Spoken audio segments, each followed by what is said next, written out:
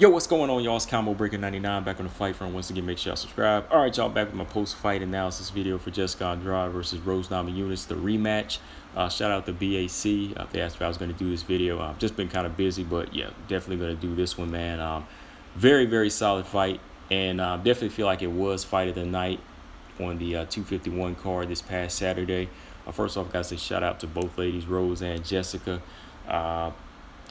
Definitely have to say that this fight went the distance because you could really see the improvements in both of these ladies in this one. Rose was able to do a lot of what she did in the first fight, but she also showed the grit and the heart and the return of the Rose, especially, something new. Jessica Andrade also made some improvements in this one. Not as dominant as she used to be, but I think that the improvement she made is something that we're going to see in her next fight. And it's definitely going to, if she sticks to it, it's going to be like Jessica Andrade 2.0, And again, this was a fight of the night, and it went the distance. Rose Namajunas, as you know, she was able to pull out the split decision. In my opinion, it wasn't a split decision. I felt like Rose did enough to bag the first two rounds, and it really turned into a Jessica Andrade fight in the third round, but Rose was able to dig deep and do what she had to do to make it a all-out, brawl-out type of fight in that third round. Just going back and looking at the first round, first off, man, like as soon as that bell rung, man, I just saw something I never seen before. I saw something I never seen before. Jessica got in the center of the octagon and just started moving that head. She was bobbing and weaving, and I think Rose is a little shocked too because Rose didn't actually set the same pace she did in the first round of the first fight. Don't get me wrong, she was able to put those hands on Jessica Andrade, but at first, this head movement, it was new. She was kind of offsetting Rose's rhythm. Rose found the distance, was able to, piece her up with that jab and the right hand, but at the same time, the head movement was making a big difference. It made a big difference. It was kind of offsetting Rose. She was able to establish her leg kick because while Rose is looking at the head movement, Jessica's getting that leg kick going, and the leg kicks are strong from Jessica Andrade, and that's what I always said about Jessica Andrade. She's a physically strong fighter. She's very athletic, but there's not many other dimensions to her. Imagine if she put some of this technical skill together in the beginning. Imagine if she was putting these like jabs together and this head movement and strong leg kicks, from a very physically strong person. She would do a lot of damage. So in this round here, when she started getting that leg kick going, you could actually see the reaction from Rose. Like that sweep kick was like really taking the leg out from under Rose. But Rose, she started keeping the distance, being smarter with the jab, popping shots off in combinations and using the foot movement, which is still something Jessica Andrade isn't used to. She's not used to the jab and she's not used to the foot movement. So it was a solid first round for Rose. But I will say this, Jessica Andrade was closing that distance and she was able to get in a left hook here and there. So that's where I was kind of like, if she's able to bob and weave, with this Joe Frazier type style and, be consistent, that left hook is going to make its way in when she gets into the pocket. Second round, Rose's jab. Rose's jab was, again, a very big factor in winning this round. Jessica Andrade with those leg kicks, picking it up again. She hit Rose with a good one to the calf that almost took the leg out from under her. And body shots.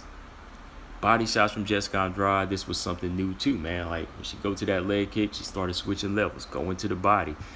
Taking the legs out from Rose is what she needed to do. But Rose, again, still establishing that distance and landing a good right hand. That right hand has power. Like she doesn't have the power like Weili Zhang to really rock Jessica off top, but she had enough to get the respect from her. Enough to clock Jessica and make her think, but still kind of baffle Jessica. Like Jessica get a little baffled, like it hurt, but I took it so I can keep coming. But eventually those type of shots will knock you out, but she was still able to get some of those shots in and do the damage because, like I said, she's going to keep coming in. Now, I'm not going to lie, Rose took some big shots in here. I didn't want to see her take. She landed the better shots, but she was taking some chances. Like, there was a part in that mid-round where she tried to throw that flying knee. Now, there was one knee that she did catch Jessica Andrade with to the chin, and it did damage. She did hurt Jessica. I was like, okay, this is what she needed to be doing. But there were some other chances she took, like one flying knee that missed, and I was like, nah, you don't want to take them flying knees and then let Jessica Andrade catch you and then body slam you, So good distance from Rose again, but there was a lot of in the pocket stuff where Jessica Andrade was starting to capitalize off of, you know, touching the leg, getting to the body, and slowing Rose down. But Rose did enough to outstrike her and land the better strikes and do damage. Now this third round, man, this was crunch time. Jessica Andrade still going in there with the solid head movement. At times, like I said, that consistent bobbing and weaving can kind of frustrate you. This was kind of like a texture of the Ali Frazier fight, except for the women's strawweight division.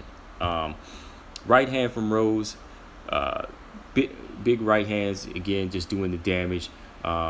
Rose staying in that pocket a little too long, trying to do these exchanges. Jessica Andrade just touching her, and all the while like that.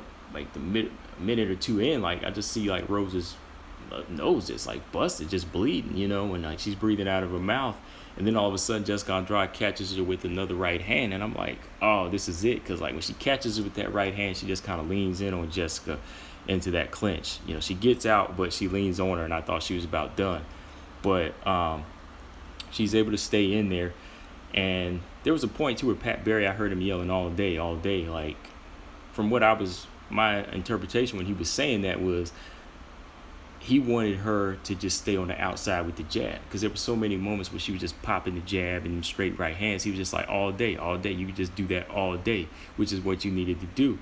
I don't really know who wanted her to stay in the pocket like that, kind of stay stationary, but it was too risky, because that's where Jessica Andrade was having her bread and butter, letting those slugs go, just putting them on Rose, and did that big damage, put that shiner right under the left cheekbone, and in my opinion, almost had Rose out. I thought this fight would have been over. In my opinion, I think that if it would have went to the fourth or fifth round, Jessica Andrade might have pulled this one out just off her strength and the power, because Rose was really fighting off her heart in the last few minutes. There were so many minutes she was letting her hands go, taking a few shots here and there, looked off balance, but still staying in the pocket. So I was just like, man, all she got to do is just jab and move to take this round. But it was something in Rose that wanted to prove she had that heart and that she could really go against, the nightmare that slammed her from the last fight. But sometimes, man, you just got to say brain over heart. Got down to the 10 seconds mark, and I still felt like Jessica Andrade had that chance to land the big shot, But Rose, she made it out. Shout out to Rose. Took some unnecessary punishment in the third round, but it was a all-around good fight. Definitely was fight of the night. 2 rounds to 1 for Rose. I felt that was solid. 1 and 2 was definitely her rounds.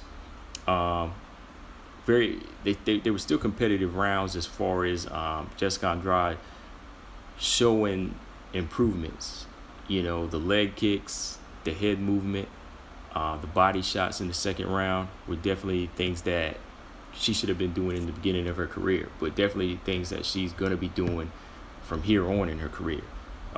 Rose Namajunas, of course, showed a lot of heart. As far as improvements, she did what she had to do like she did in the first fight. She would have just, kept this as a good stand and striking match. But going into that third round, like I said, she showed a lot of grit and a lot of heart, which you wouldn't see from fighters. But don't take unnecessary punishment if you don't have to. I would really like to see her just keep it at a distance and showcase her IQ more. But yeah, man, from here, they are 1-1, so I think at a point they could meet again for a rubber match, depending on who gets the belt again. From here, Rose Namajunas, Weili Zhang, that fight makes sense, so that's a fight I'm going to definitely talk about.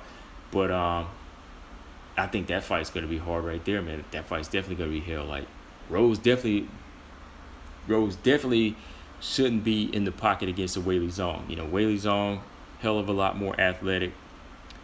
Definitely has more tools in her belt. Definitely likes to move around in the clinch, out of the clinch, in the pocket, out of the pocket. So she just seems so much more mobile and versatile than Jessica Andrade. So that's somewhere Rose doesn't want to be in the pocket, against Weili Zhang.